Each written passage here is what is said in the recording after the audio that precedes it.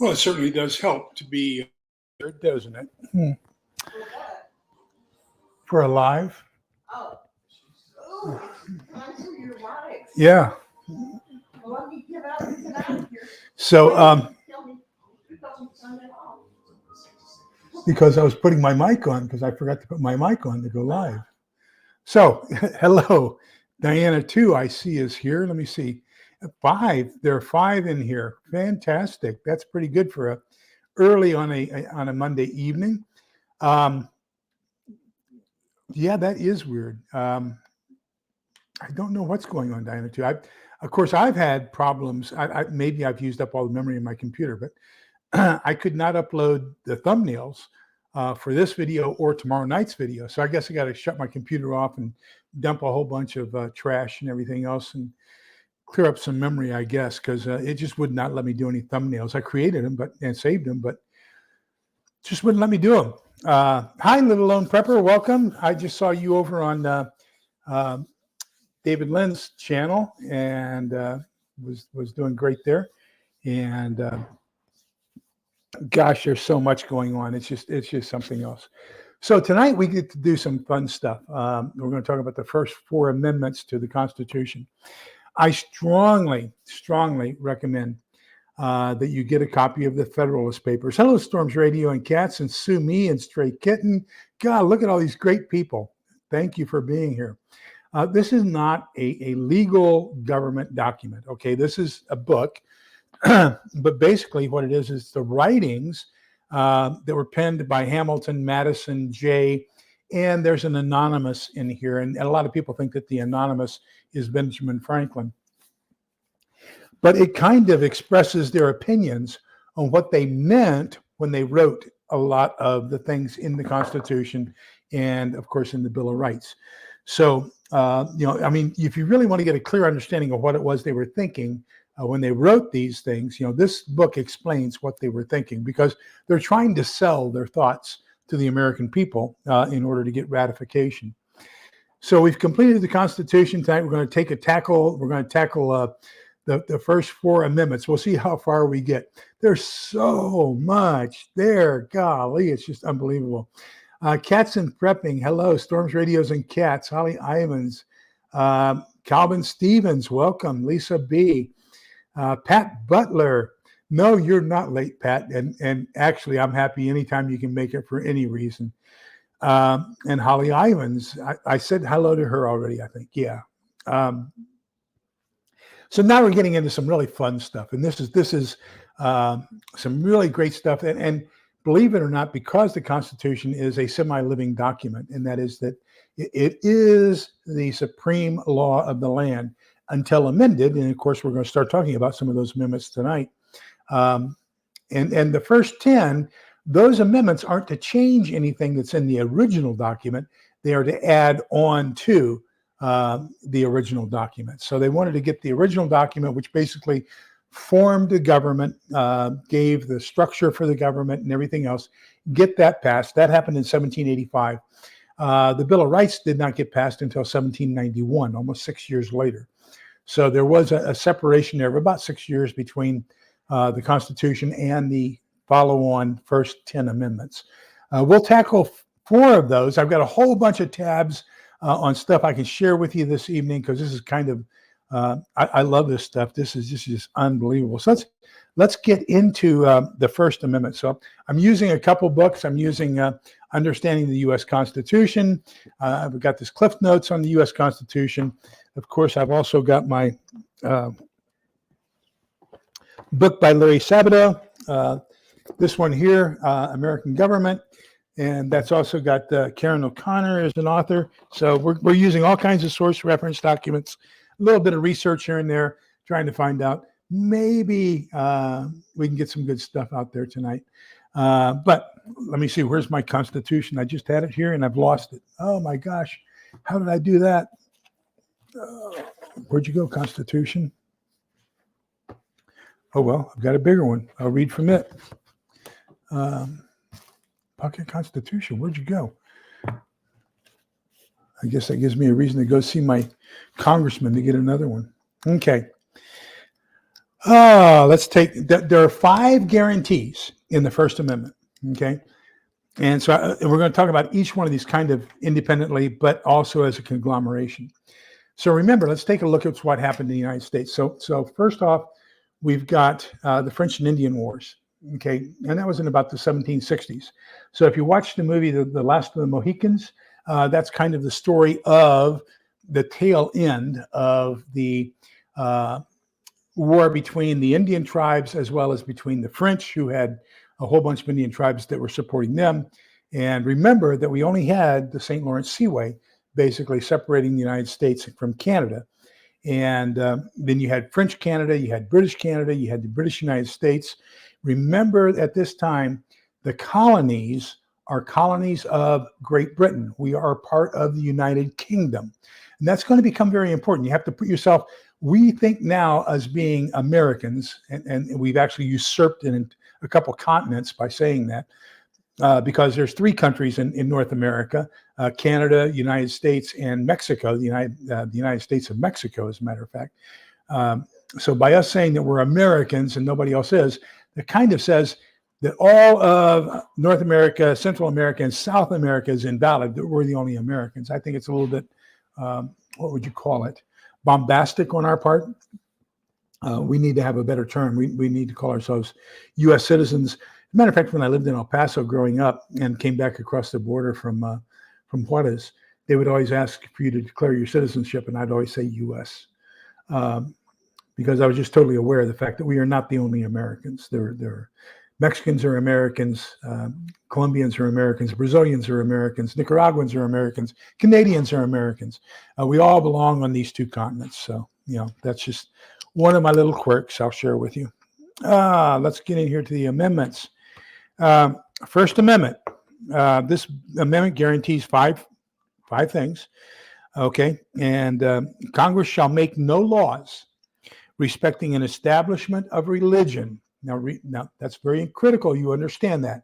Shall make no laws regarding an establishment of religion, nor prohibit the free exercise thereof, nor abridge the freedom of speech or of the press or the right of the people peaceably to assemble and to petition the government for a redress of grievances. So what are the 5 freedoms we have? Freedom of religion, freedom of the press, freedom to assembly, freedom for redress of grievances, and freedom of freedom, speech, religion, press, right to assembly, and redress of grievances. There we go. Those are the 5. Okay. So let's take the first one, freedom of religion. It's not freedom from religion, it's freedom of religion. So up until 1954, as a matter of fact, religion was the number 1 place where politics were discussed. If you remember, during the Revolutionary War, the vast majority of town halls were in the town church, and so they were basically the basis, the whole cadre of the revolution existed in the churches. If it weren't for churches, we would not have the country that we have today. So a couple of things transpired, and one of them gets misinterpreted, and the other one is a political thing. And I'll share both of those with you, but let me see here. Share screen. So the first one I want to share with you is what's called the Danbury, Connecticut, New Year's Day, 1802. I hope I could get that right. 1802. So in 1802, well, actually in 1801, the Baptists in Danbury, Connecticut, that area where they were was predominantly Catholic. And there were also a whole bunch of Puritans. So the Puritans were kind of telling the Baptists, you don't belong here, right? So there was this conflict going on between the Baptist church and the Puritan church. And so the Baptists felt that under the freedom of religion, right, that had just been passed under the 11 years before in 1891 in the first 10 amendments, that the government owed them protection again from the other religions. And so they were exchanging back and forth letters with Thomas Jefferson, who was the then president. And Thomas Jefferson wrote the famous Danbury, Connecticut letter to the First Baptist Church of Danbury, Connecticut. And in it, he said a statement that to this day is often quoted and not understood. And he says, I cannot intervene in your local church problems. There is a wall, an inseparable wall between the influence of the government and religion. Okay. So basically, and you hear that quite a bit. People talk about that the inseparable wall separating church and religion. But what it was it prohibits remember our document, our Constitution. The whole purpose is to limit what government is allowed to do and maximize the amount of freedom that the people have a right to. So we're optimizing individual liberty and restricting government availability or ability to control those freedoms. So in this case, what Thomas Jefferson is saying is federal government cannot interfere in religious affairs, okay?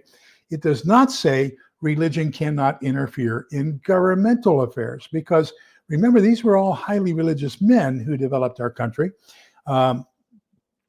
Their feelings were that we could only maintain, remember Article 4, Section 4, this republic if it were kept by moral men, men of high turpitude, religious men. So, we had to have the greater thing, whatever that is, in order to be altruistic and look at our fellow man and ensure their liberty over our own power and need to be recognized. So because of that, when the Danbury, Connecticut letter was drafted or penned, New Year's Day, 1802, really what Thomas Jefferson was saying is government cannot interfere in religion.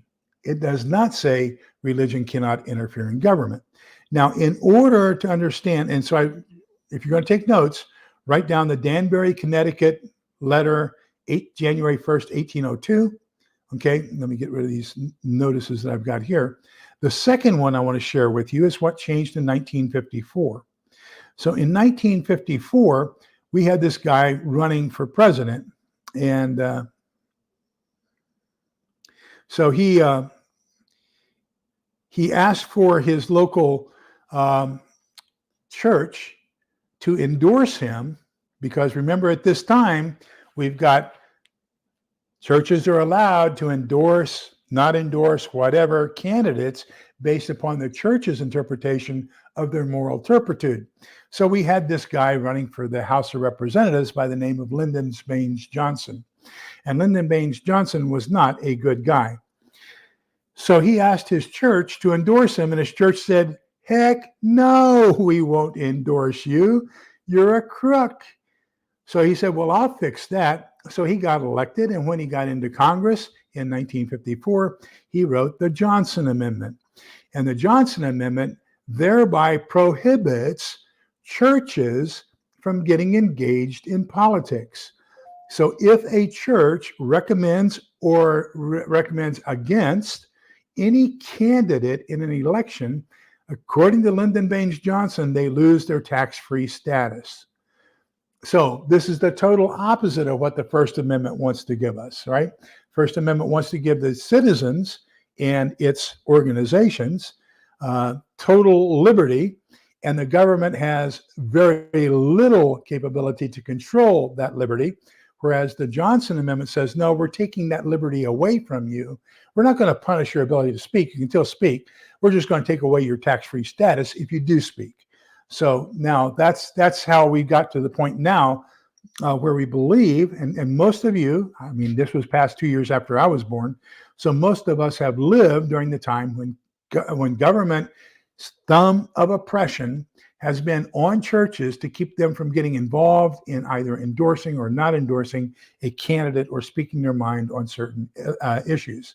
Now, I do know that our church speaks out quite fervently on a couple of political issues, but they avoid either sanctioning or condoning or condemning certain candidates. But for example, our church promotes that that we value life from conception until natural death. Now, in the Catechism, it's very, very explicit, and the Catechism says that we even oppose the death penalty if there is a mean to keep that person away from society so that they can do no more harm. So as long as we have super high max prisons and we can keep people in those for the rest of their life, then we have to respect the natural life cycle. If, on the other hand, all of a sudden there weren't any prisons, let's say we went into an SHTF environment and you've got your community, and you don't have a place to keep a person set aside from your society so they can't do any continuing harm, then at that point, it would probably be okay to bring back the death penalty for certain crimes. So, that's where that comes into play.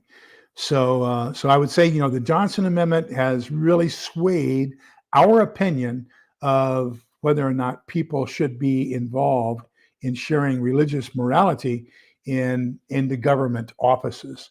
So those are the two examples that I can give you. There's also tax-exempt Muslims, tax-exempt Jews, tax-exempt Buddhists, tax-exempt Unitarians. There's all kinds of tax-exempt churches, cats and prepping. There's even tax-exempt atheists. There's tax-exempt witchcraft. There's tax-exempt anything that wants to call themselves a church can get an exemption under 501c3. It's not just Christians, okay? Little known prepper. The only place that churches were allowed to do sanctuary from the law was in France. That has never been a practice here in the United States or in any of the American countries that I know of. The only place that I'm really aware of that it was in France. And even there, it wasn't honored. If you'll remember, the Knights Templar back, what's his name? Jacques de Molay was the last knight commander of the Knights Templar. And so they were accused by the by the French royalty of violating women's chastity, and they were also accused of having homosexual acts inside their temples or inside their churches. They were accused of usury as far as money and things like that. So the French nobility went in and totally destroyed the Knights Templar. But the Knights Templar had their own sanctuaries, right? They had their own churches. And so in order to do away with the Knights Templar, the French monarchy had to violate their own sanctuary policies towards the church to go in and rout out the people who were in the church they wanted to get rid of. And the whole reason there was, at that time, the Knights Templar were the richest of all the different organizations. They were kind of the American Express of the 11 and 1200s. And so they had the vast majority of letters of marque, letters of credit, gold, you name it. They were extremely rich. And the French monarchy basically destroyed the Knights Templar and then confiscated all their property. So that's the last of the sanctuary per se, although they're kind of still honored in France, probably even up to today. But that's the only country I'm aware of that really had any kind of church sanctuary for the. As a matter of fact, if you read Les Miserables, that's written by Dumas in 1864, I believe, 1864-ish. That's actually a real life story about a bishop, Bishop Laboulaye. So he actually did have a criminal who was released from prison, came into his bishopric, and he gave him a place to stay, a place to live, and was trying to help him to get it adjusted back to normal society. And so one night while the bishop was asleep, I forget the guy's name, but anyhow, the criminal who was there under the bishop stole most of his silver and left the bishop's home, and the police caught him, took him back to the bishop. The bishop says, no, I gave it to him, And then he gives his little homily that I hope that you use the silver to find God and to become a man of decent character. And he even tells the police, he says, and when I gave that to you, you left behind the most valuable of all. You left behind the candlestick holders. So here you go, and tried to give them those. Well, that bishop from the late 1700s, you have to remember, this is happening during the time of Napoleon, during the time of the French Revolution and everything else. And so, he would have lost his head for stealing silver. But anyhow, but that bishop is now up for beatification to become a saint. So, Laboulaye, I believe his name is. Okay, so that's kind of freedom of religion. So that's 1/5 of the First Amendment. Freedom of the press. So Congress shall make no laws concerning freedom of the press. So the press, of course, themselves, they control themselves. And I am really appalled at our press today because the press today abuses that freedom. And remember, it's not just what they say and don't say, but it's what they report and refuse to report. For example, during the 2020 elections, there was a very prominent story that would have cast an evil whatever on the winning party, who would eventually become the winning party. And that was kept out of the news because they didn't want to let the people know the truth about what was going on, and it could have a negative effect and affect the outcomes of the elections. So sometimes it's not just what the news reports, but what they refuse to report that also violates basically our right to know. And there is no written right to know, but I'm extrapolating on that we have a right to know as much as they have a right to report. Okay, the third one is freedom of speech. So let's take a look at how this is phrased. It says, nor prohibit the free exercise, let me see, or prohibit the free exercise thereof, or abridge the freedom of speech. So who is it that cannot abridge your freedom of speech? The government. Can YouTube tell you can't do that on my platform? Absolutely. Can you tell somebody how they can talk and how they can't talk in your house? Absolutely. Can Walmart tell you, don't say that in our store or we'll throw you out? Absolutely, as long as they're not owned by the government. So the only people who can tell you cannot say that is the government. Okay, so that's that First Amendment. Congress shall make no laws.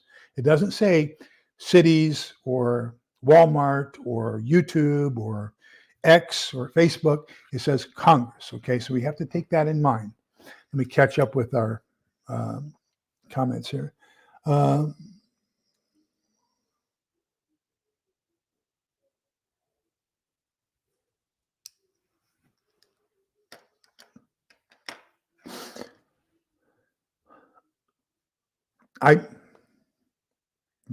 That's fine.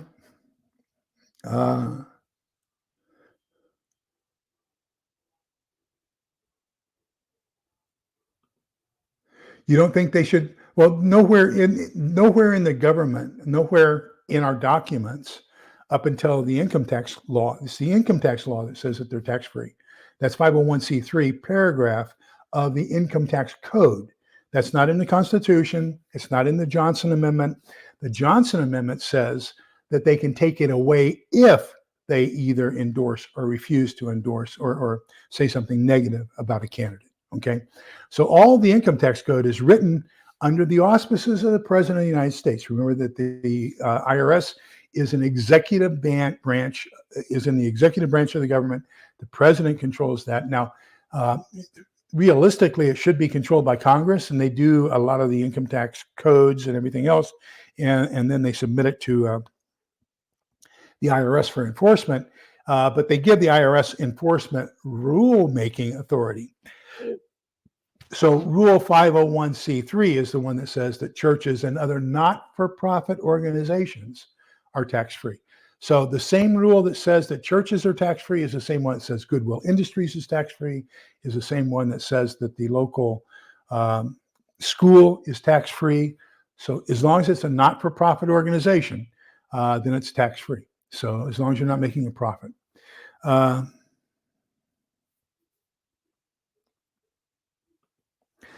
If there is sanctuary in churches, the only place that might happen might be in Louisiana, because they still use French canon law instead of British canon law.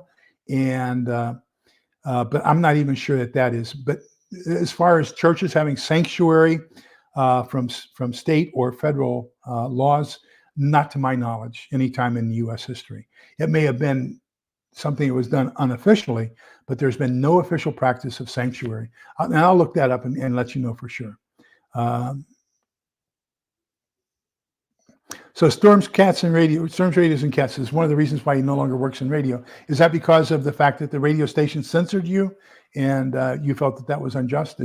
I think that's what I'm reading into that, but let me know if I'm interpreting that correctly or not.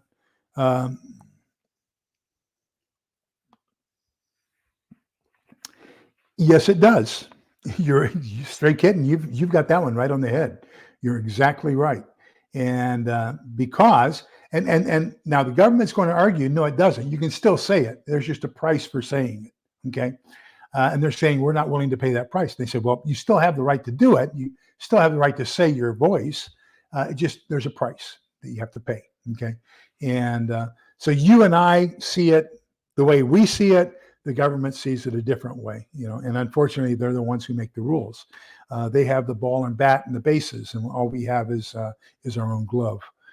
Okay, so we've talked about religion, speech, press, the right to assembly, peaceably assembly. Okay, peaceable assembly. Now that has been kind of gone off to the wayside a little bit too. You have to have a permit now to peaceably assemble, right, in order to have something. And if you remember, we've got an investigation going on what was originally a peaceable assembly. And then somehow or other, it got out of hand. And now it's turned into a, what do they call it, a coup or a insurrection or whatever. And but there's a couple strange things that happened. Number one, tell me one rally up until that day where they were meeting in support of that person, where Antifa and BLM were not there counter protesting. They were not there counter protesting this one. But there is a video of one of the guys who was storming in a door, okay, but there was a cop there going, come on, come on. And this guy was saying, come on, Antifa. And so we know where they were. They were dressed up like the people who were peaceably assembling. And yeah, that's just the way it goes. Funny how things are happening in our society today. Okay. And then the last one, of course, is redress of grievances. So we can go up and ask them for things. One of the things that you have to remember is after World War I, they came out with a veterans benefit package. And the veterans benefit package was going to give $10,000 in bonuses to all those people who came back from the U.S. American Expeditionary Force that went over to fight in World War I. So every veteran was going to get $10,000. And they kept putting it off. They finally voted on it and said, we'll give it to you in 1945. And so then, of course, 1929, 1931, we had the beginnings of the Great Depression. And so there were several grievances, redress of grievances, one of them 10,000 people strong, who marched on Washington, D.C. during the Great Depression from 1929 up until 1940, demanding that they pay them the money that they had promised them early because they needed the money. And we were in the midst of the Great Depression. So, so that's kind of gone by the wayside too. Okay. What questions do you have about the First Amendment? And then we'll go on to the second.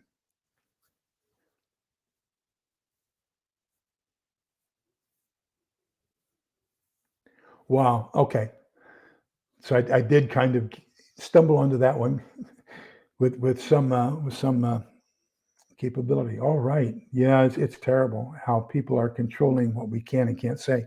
That's also in the news here Friday and today. And freedom of speech on college campuses. You have freedom of speech as long as you promote the woke, leftist, socialist, anti Semitic rhetoric of the day. But if you have a conservative, pro-life, pro-Semite view, then you are squelched like you would not believe. And so, and yet that squelching or oppression of other people's freedom of speech is said under the guise of our freedom of speech, that you are somehow or other suppressing my freedom of speech if you say something counter to what I believe or what I say. So, that's where we are now is you only have freedom of speech if you're on the left side of the aisle. The right has no rights to freedom of speech under the leftist interpretation of the rules. Yeah, that's very, very. I wholeheartedly agree. That's even in movies, even in film, and if you take a look at film, if you take a look at opera plays on Broadway, even some books, that they're being controlled as to are you, and it's done under an auspices of profitability. Okay, we want to be profitable. We want to sell books that sell, that people want to buy, and know that nobody wants to buy that crap, and so we're not going to print that because nobody wants to buy it. Whereas there probably is 52% of the population would buy it, but they're making the determination it would be a bad business decision to make that kind of a movie or to make that kind of a play, write that kind of play or write that kind of book. So yeah, and the same thing in radio and television. They're going to give you what they think is right. Norman Lear, who just passed away over the weekend, was phenomenal at freedom of speech and liberty. And one of my favorite shows was All in the Family. And he really, really pushed the envelope as far as censorship and everything else, with having Archie Bunker, the ultra conservative, and his son-in-law, who is now an ultra liberal in the politics and speaks out quite a bit. And so, he just really pushed that. And then Sanford and Son came on right after that. It was another big hit for his. He was pushing the envelope once again, the black-white barrier and everything else. So Norman Lear was great as far as pushing the envelope and getting more freedom of expression, more freedom of both sides representation out there than any other person I can think of.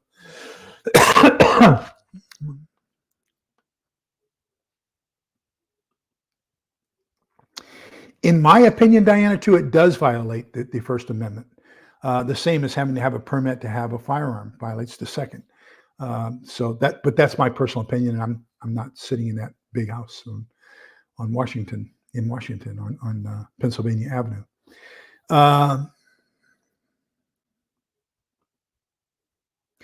You are absolutely correct, Stray Kitten.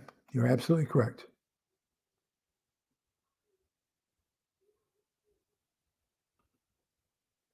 I would submit that you can even say what you want without reason. That certain people get by with. I mean, take a look at The View. And there's a woman, Nancy Grace. God, she said some things that just, wow. She was talking with Dan Bongino about the shooting up in Minnesota, where that kid, 18-year-old, 19-year-old, shot somebody with an AR-15, and she told Dan. Now Dan Bongino is qualified on the weapon and the military version, not the civilian version, which the civilian version is nowhere close to the capabilities of a military version. And Nancy Grace looked at him and said, "He was shot with a machine gun, by God." And she didn't know what she was talking about. It was a semi-automatic weapon, but people are allowed to say stupid things in public, and they can continue to say that. They're protected. They are protected to show their ignorance as frequently and as flagrantly as they desire.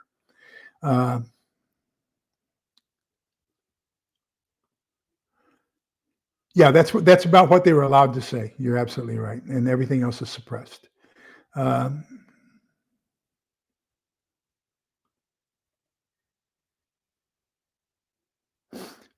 Yeah, that's true. But I would say that whatever's good for one side is good for the other. So whatever we hold true to one side, we need to hold true to the other side. So if one side can't be heard, then the other side shouldn't be heard either, or any side should not be heard. Either listen to them all or listen to none, but don't be selective in which side you want to go to.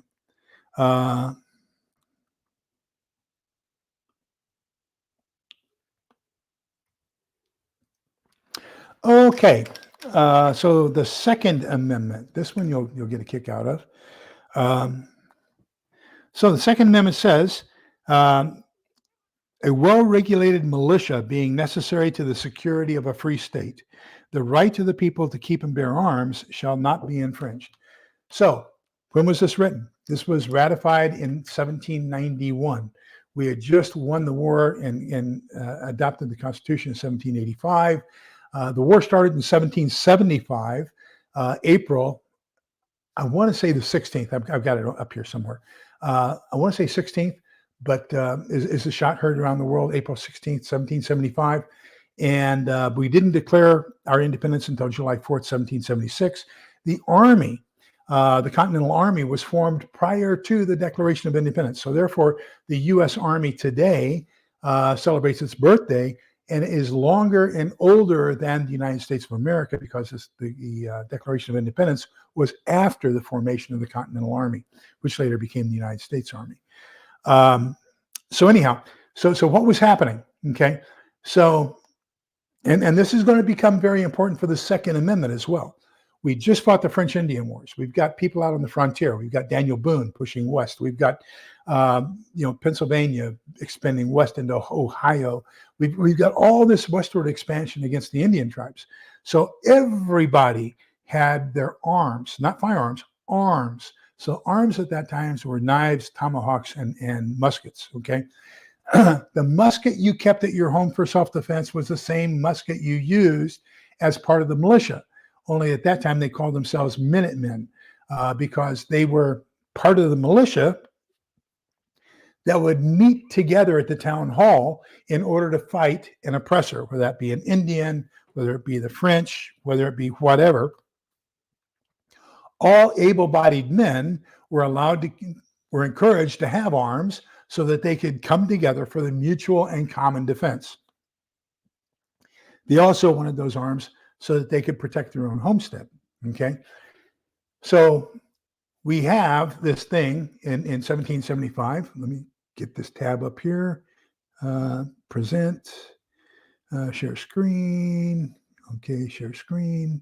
We want this tab here. We have in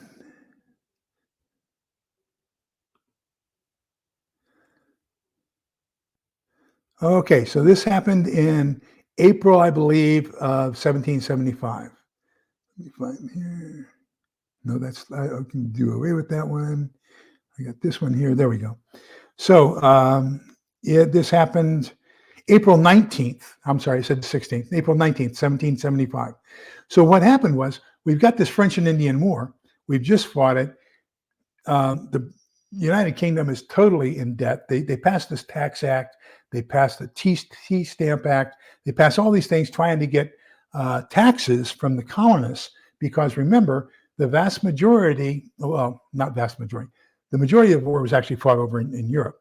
But about a third of it was fought here on the North American continent. They had to have a large army and navy over here to fight the French. And read The Last of the Mohicans. That's a very good story about that. But that meant that the militia, the Minutemen, also had a lot of military arms. So at that time, the military arms were cannons. So in the town of Concord, there was an armory. Okay, and in that armory, they had cannons. Well, things have been getting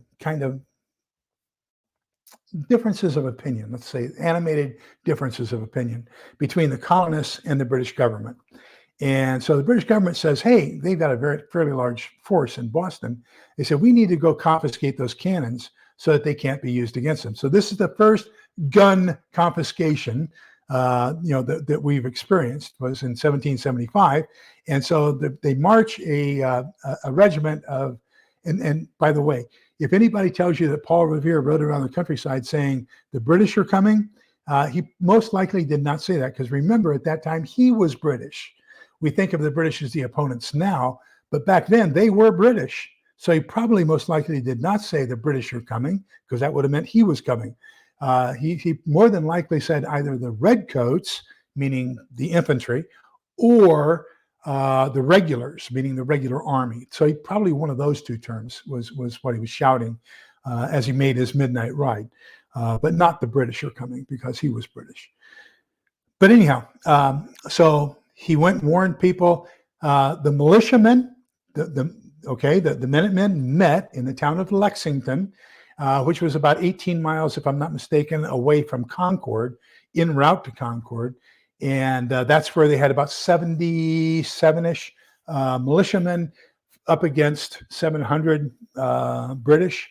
And so the commander, I think his name was Captain Green, tells the Minutemen to stand down. As they're beginning to stand down, there's a shot. Nobody knows which side shot it, but that's the shot heard around the world, supposedly the official starting of the American Revolution. So why did the battle take place? Because the regular army was trying to confiscate weapons from people who needed the weapons to defend themselves from the French and Indians. Okay, so the whole gun confiscation thing is why the Revolutionary War started. So bear that in mind when we read about the Second Amendment. Okay, so the Second Amendment says a well-regulated militia being necessary to the security of a free state. So who was the militia? All the males, okay, who defended their own homes. The right of the people to keep and bear arms. It doesn't say firearms, it says arms. So that's knives, tomahawks, spears, muskets, you name it, shall not be infringed. It doesn't say you need a permit, doesn't say you need a background check. It says you shall not have those rights infringed. So let me get up here, catch up with where we are. Let me get my mouse because for some reason I just cannot get this thing to cooperate over here on the slide bar unless I use my mouse.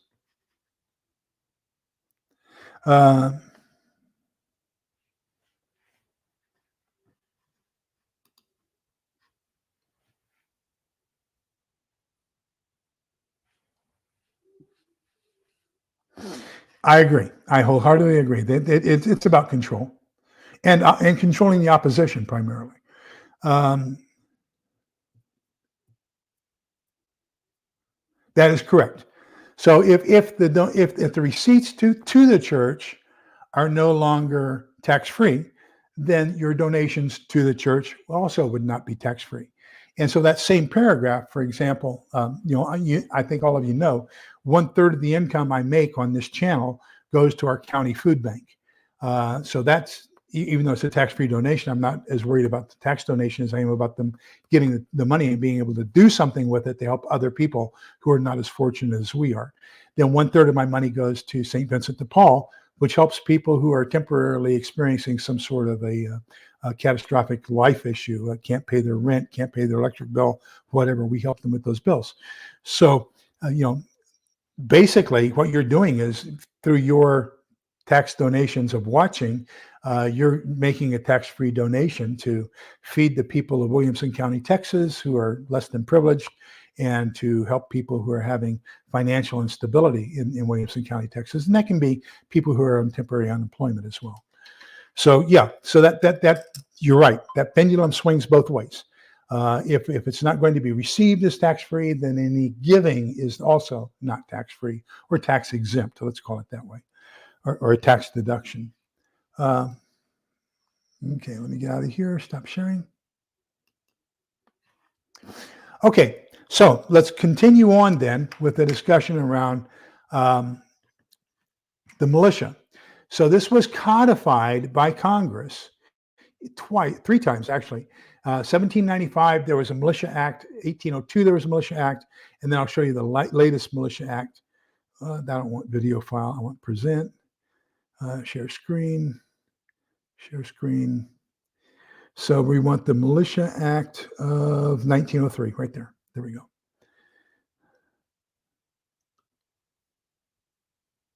Okay, so this is the Militia Act of 1903. And so right here, what I want to point out is what it says, but I need to get to where I can read it. So I can get rid of the Johnson Amendment. I got Map v. Ohio. That comes up here in just a minute. Get rid of Lexington Concord. And then this one here is where I want to be. Okay. So Congressman Dick championed the Militia Act of 1903, which became known as the Dick Act. In 1903, Act repealed the Militia Acts of 1795 and designated the militia, in accordance with Title 10 of the U.S. Code, Section 311, as two classes. Now remember this. So this is what we currently define as the militia. The reserve militia, which includes all able-bodied men, and the organized militia, comprising of state militia, National Guard, and which receives federal support. So, according to law, okay, the two people who are entitled to protection under the militia, that first paragraph, that first introductory clause, are the militia, right? And we have two. We have the unorganized militia, which is basically the same thing it's always been. Able-bodied men who need to defend their home. Okay. Now, I would say that one of the great things is we have gone beyond just male versus female, and we interpret that able-bodied men to include females as being, just able-bodied persons having the right and ability to defend their homestead. So I would say that due to the fact that we do have it codified in U.S. Code 110, it specifies who the militia is. And we are the militia. We are therefore entitled to have, by the Constitution, any arms that we want, whether it's be a tomahawk, a musket, a pistol, a rifle, whatever, And the whole thing about it was only for hunting. Well, the same weapons they used for hunting were the same weapons that they used in the wartime. You didn't have separate, other than cannons. They probably did not use cannons for hunting. I will concede that. But remember, that's what started the whole Revolutionary War in the first place, was that the regular army wanted to confiscate the cannons of the militia. Okay, now remember, we've just had the French Indian War. Okay, so you've got an entire regiment, about 9,000 soldiers in Boston. And these are the regular army. So where did they keep these guys? They confiscated houses and kicked people out of their own homes so that they could put the troops in the houses. If you remember, when Washington crossed the Delaware, Christmas Day of 1777, to attack from Trenton, New Jersey, then he attacked the Hessians. And Hessians were the German missionaries hired by the British government to fight on behalf of the British government against the colonists. And those Hessian military were stationed in individually owned homes. They just kicked the owners out and put the Hessians in there. So we didn't like that. We don't like that idea about any government kicking people out of their own homes and replacing them with soldiers in order to maintain an army to suppress the people. So that's kind of the background why we have the Third Amendment. And the Third Amendment guarantees against forced quartering of troops. No soldier shall, in time of peace, be quartered in any house without the consent of the owner, nor in time of war, but in a manner to be prescribed by law. So we do have houses that were occupied by the Northern Army during the Civil War, or the War of Northern Aggression, as we call it. But they put up their troops in homes, both in the South as well as in the North. Gettysburg Courthouse and some other very famous things, the Battle of Antietam, Lee's home in Appomattox. These were all occupied by soldiers during wartime. Now, if it was soldiers of your own side, there was a manner prescribed by law where they had to pay you some sort of recompense for kicking you out of your house. You had to be able to afford to go to a hotel or go somewhere else to live because you were being kicked out of your house. So there is a manner in which you can be kicked out of your house, but it's a legal proceeding that takes place where they have to basically give you fair and just compensation for taking over your home during a time of war. Now, in most of these cases, during those cases, what they were doing was they were kicking them out because the home was basically in the line of battle. And, so you probably didn't want to stay there anyway. If you're going to get something for the home, and most of them were destroyed anyway. So, that's basically the Third Amendment, is that during peace, they can't force troops into your house under any circumstances, and during war, it has to be for just cause and through a legal proceeding that affords you some sort of compensation for what you're sacrificing.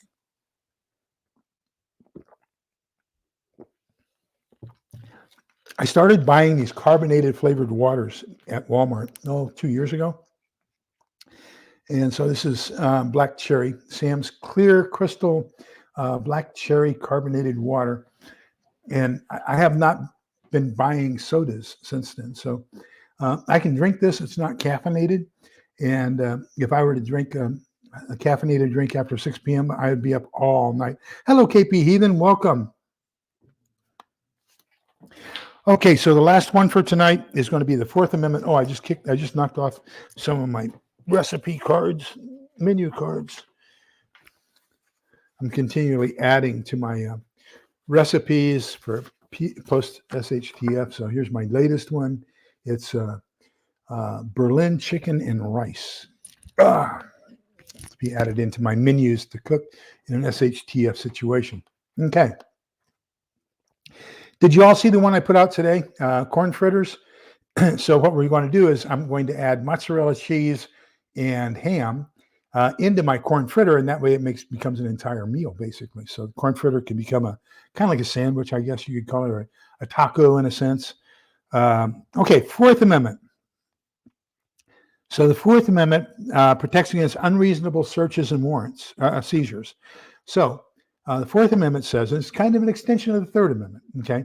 The right of the people to be secure in their persons, houses, papers, and effects against unreasonable searches and seizures shall not be violated, and no warrant shall be issued but upon probable cause, okay? Supported by oath or affirmation, and particularly describing the place to be searched and the persons or things to be searched. So they can't just say, go search their house and anything you find illegal, you can bring in. Now, this was codified, I believe it was 1961, and in a Supreme Court decision called Mapp versus Ohio. So there are 3 1960 era Supreme Court decisions. We'll talk about 2 more of them tomorrow. Mapp v. Ohio was about search warrants and unreasonable searches and evidence gained through unreasonable means or an illegal search warrant. Then tomorrow we're going to talk when we talk about the fifth. Next week when we talk about the Fifth Amendment, we'll talk about Danny Escobedo versus Illinois, and we'll talk about Mapp versus Arizona. I'm sorry, Miranda versus Arizona. So in the 1960s, we had these 3 paramount legal cases that I think everybody needs to understand. So please write those down. Mapp versus Ohio, Miranda versus Arizona, and Danny Escobedo versus Illinois. All 3 of those are just extremely limiting to what the government is allowed to do. So it further clarifies that the Fourth and Fifth Amendments are very restrictive in what the government can do against you. Your liberty is paramount to everything over anything that the government can do. So let me get up here, Mapp versus Ohio for you. So present, share screen.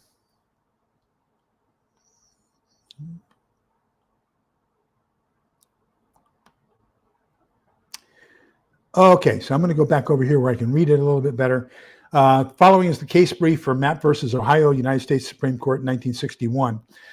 Mapp's home was searched without a warrant. The search yielded the discovery of material classified as obscene under Ohio state law, pornography, basically. The Supreme Court held that the evidence obtained from an unreasonable search and seizure could not be used against the accused in state court. The court made a point of noting that the inconsistency of state courts being permitted to introduce evidence that the federal courts have held to be a violation, since both a state and federal government must follow the Constitution. So basically what Mapp v. Ohio did was it said, hey, states, 2 things, okay? Number 1, you have to afford the constitutional rights and the Bill of Rights, regardless of what your state constitution says, you cannot abrogate the rights that are given to a citizen in the Constitution. You must honor all of the things that we honor giving to our citizens. So that's number one. Number two, they are held to the same standard as far as a law enforcement agency as what their limitations are in getting those warrants and conducting those searches. So it's not just a carte blanche. You don't go before a judge and say, hey, we believe this guy has, therefore we want to search. You have to have some sort of codifiable evidence that what you're searching for is going to be there. If during that search, okay, something else that is not directly germane to the issue at hand is seen, that cannot be introduced as evidence against that person in a separate criminal trial. Okay, so let's talk about. I believe you have illegal drugs. Okay, I see a drug transaction. You go inside the house. You come back. You produce the drugs. It looks to me like you're a retailer of illegal drugs. Happens a couple times. I see this. I see you go inside your house. You come back out with the products. I now have reasonable suspicion that you have illegal narcotics in your home. Okay. So I go to the judge. I say, look, judge, here's what's happening. I've seen 4 different transactions where he gets the cash, goes inside the house, comes back out and trades something to this person. We later pick that person up on suspicion. They're in possession of drugs. It appears that the drugs that they got it's in the same wrapper, came from within that house. We believe that there is a drug wholesale operation going on inside the house. Judge says, okay, you're allowed to go inside that house, only inside that house. You can't go in the garage, you can't go anywhere else, and you're only allowed to look for drugs, okay? So I go inside the house, and I find a whole bunch of weapons and ammunition, and I find a whole bunch of illegal pornography, okay? I can admit the weapons because that's an aggravating offense, okay? Because remember, there's sale of narcotics and sale of narcotics with a firearm, okay? So that's 2 different charges. So I have now tied the firearms into the crime of selling the drugs. So those 2 are now related. That is legal, okay? Whereas the pornography, I can't tie the pornography how it relates to the drug distribution, okay? So I cannot use that as evidence now or in a later prosecution. And at some point in the future, I can't go to a different judge and say, hey, while we were there conducting a legal search for drugs, we saw this other thing and we'd like to go back and search and see if it's still there. That doesn't fly either. So that's the limitations behind the Fourth Amendment, and as it was interpreted in 1961 by Mapp versus Ohio. So it's kind of where we are. Boy, that's pretty much spot on as far as time, isn't it? 58 minutes. So those are the first 4 amendments to the Constitution. What do you think? What are your opinions? What are your questions? Let's see if we can't get some good discussion here the last couple of minutes. Thoughts? Am I full of poo-poo, or do you all kind of agree with the way I'm interpreting this?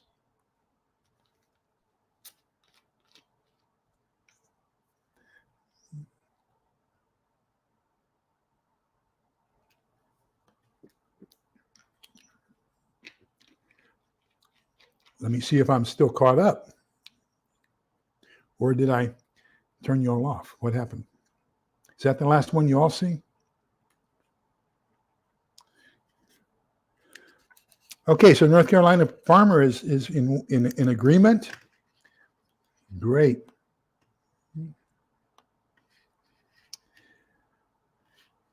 Okay, so the 3 court cases that I was talking about, on the Fourth Amendment, you have Mapp versus Ohio, M-A-P-P. V is how they do it in court, versus Ohio, O-H-I-O. Then tomorrow night, or next Monday, we'll discuss 2 cases on the Fifth Amendment, and that will be Danny Escobedo, and that's E-S-C-O-B-E-D-O, versus Illinois, the state of Illinois, and Miranda versus, and that's M-I-R-A-N-D-A, versus the state of Arizona. Everybody, U.S. citizens, are probably very familiar with the Miranda case, because that's the one where when you get arrested, you have to be given your Miranda rights. So the Miranda case is the one where the Supreme Court said that during the effect of an arrest, you must be warned of your rights to remain silent, not to incriminate yourself. You can't be compelled to give evidence against yourself, and all these different things. You have the right to an attorney. You have the right to have an attorney present during questioning. All those rights are guaranteed in that Supreme Court decision of Miranda versus Arizona. Okay. Does that answer your question, I hope? I have not seen it, but that sounds very interesting. Didn't he just recently, I think he was just recently murdered in prison. I could be wrong, but I think I saw something where he was just recently ganged up on and murdered in prison. I would hate to be a police officer in prison, that's for sure.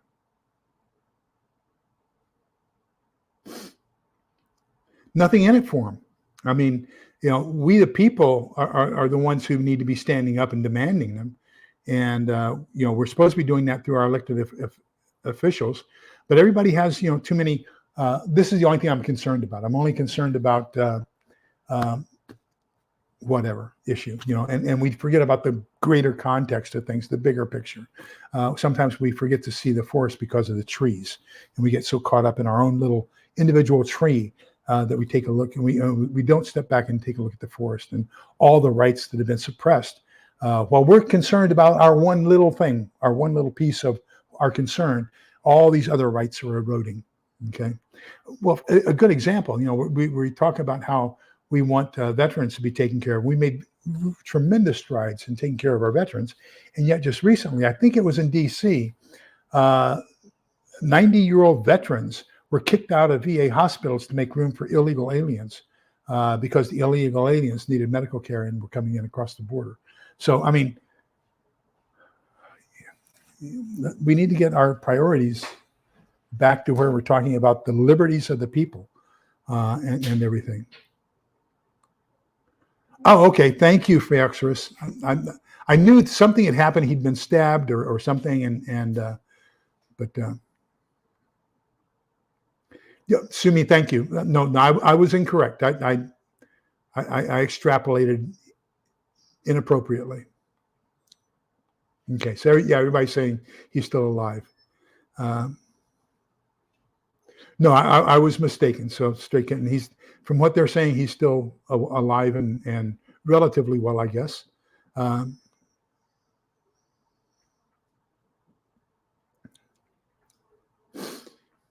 So for those of you who don't know, Sumi is Canadian, and so and what's really impressive is she knows as much, if not more, about our Constitution and our rights than a lot of us do. She continues to impress me with her knowledge of our country.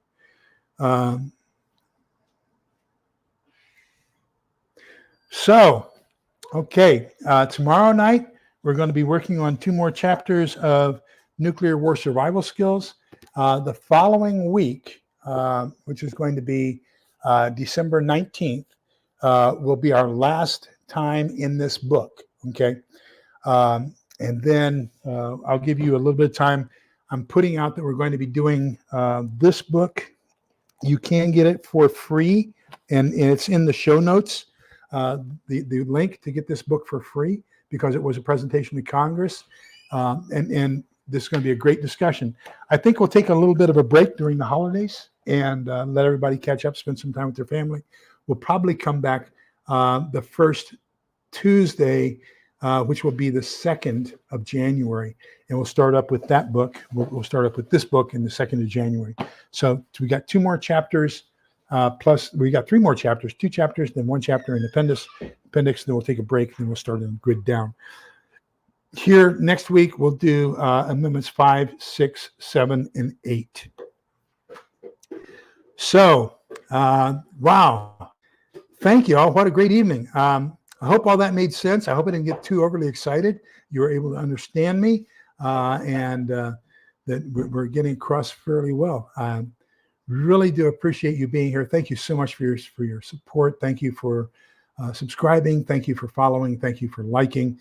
And if you get the chance to go back and just let this run, when you get ready to go to bed, Just put this back on and let it run, let it play, so I can get some watch time. Remember that 2/3 of the time that I get paid for you watching, even when you're not watching, gets donated to the county food bank and to help people who are in economic trouble temporarily. So 66% of everything we make, whether it be through our Amazon sales, our affiliate sales, or by you watching and watch hours on YouTube, are actually donated to good, outstanding nonprofit organizations who take care of our fellow men.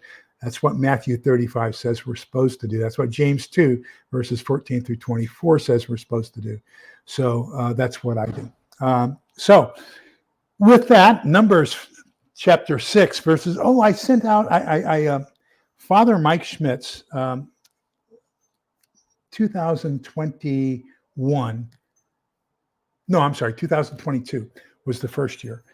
He put out the Bible in a year, and he got with a PhD, Jeff Cavins, and they put out the Great Adventure Timeline Bible. So everything is color-coded based upon when it happened in history. So they go through the entire Bible in chronological order of how things happened. So you go from the beginning through to the end, through to Revelation. And so you're getting a look at Bible in its chronology, not necessarily in the order in which the books appear, but in the chronology in which they actually happened historically. So fantastic thing. Even for Protestants, I know you dropped 6 books of the Bible when you broke away from the church, and I know they're still good books. You can be exposed to those, and it's not going to do anything to challenge you.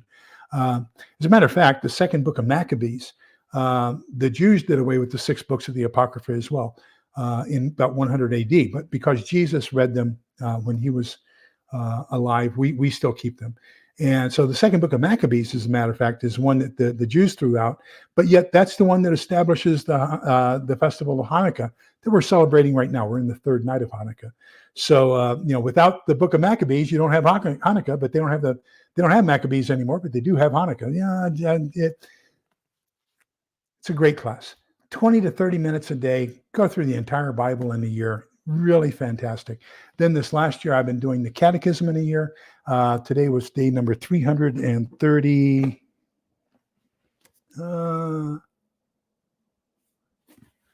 Today was day number 345.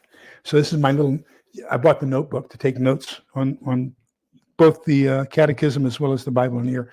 I'm going to redo Bible in a year starting January 1st. So I'm hoping I can get more by reading it a second time. So I would encourage you to check into that with Father Mike Schmitz. So Numbers chapter 6, verses 24, 25, 26. The Lord bless you and keep you. The Lord let his face shine upon you and be gracious to you. The Lord look upon you kindly and give you peace. Send me an email and I'll get those for you. Remember that we're all in this together. Thank you so much. I can't tell you how much it means to me. Hello, Maggie. Welcome. I was showing them that, this book you recommended to me, that this sounds like this is current news. Reading Mr. Roth's notes about, Japan invading China and the resource wars and going off the gold standard and the stock market crash and everything all happening at once. You read this and you think you're reading the morning newspaper today, whereas it's actually a recollection of Mr. Roth's diary as he was going through the Great Depression. So just really something. So Maggie, thank you very much. I showed it to them, and yeah, it's a great book. I'm going to continue to read it. We may read that together at some point here in the near future. But thank you I cannot tell you how much it means to me that we have one of the friendliest, most respectful and kindest and most supportive groups that there is, in my opinion, on YouTube. You all interact with each other in a phenomenal, fantastic way. I greatly, greatly appreciate it. And, I am so proud that you give your time to me, and I hope that I make it worthwhile for you.